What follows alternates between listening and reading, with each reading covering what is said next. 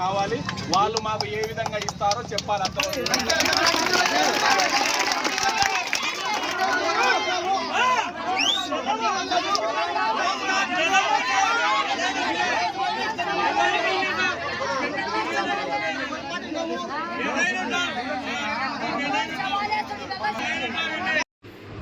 దొల్లిపాడులో traffic jam.